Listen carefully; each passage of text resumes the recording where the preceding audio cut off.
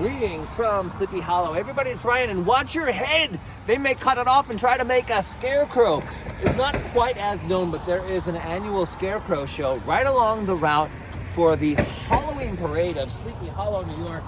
And every year there are scarecrows that no one really knows about, because who doesn't know about the Headless Horseman?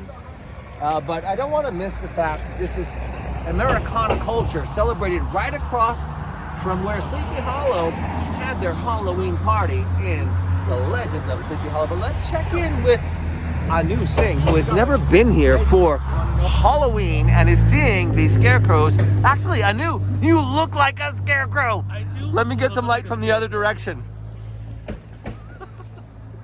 So, I have never walked through Sleepy Hollow. I've driven through Sleepy Hollow, and I certainly did not know about the scarecrow story. So we've got all these wonderful little scarecrows that, were made with such loving hands, even though they're not supposed to be loving, they're supposed to be horrific. But, you've got these luscious lips. Beautiful. A Halloween kiss. Very kissable, very Halloween kissable. Then you've got the cook. Ava James. What is Ava going to cook up for us? And for those of you who are coming, this is where you probably would have seen the scarecrows. This is the route for the Halloween parade as it goes up through town, and then before wrapping up to return to the Beekman Avenue Street Fair. Now, you went to Beekman Avenue Street Fair. did. How is that? It's just like a regular town street fair. It's a lot of fun, music, food, dancing even, a lot of families, local people. It's fun, it's cute.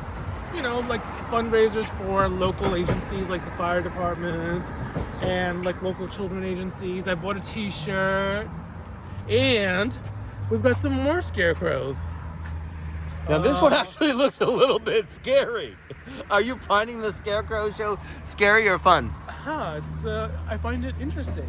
Intriguing. Speaking of interesting, we're right next to the park. What did you learn tonight about this park and that little ravine where the water is?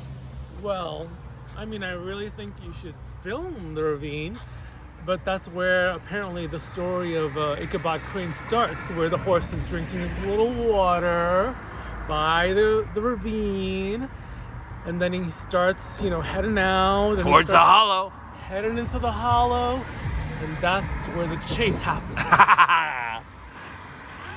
And our last scarecrow. Happy Halloween from Anu and Ryan.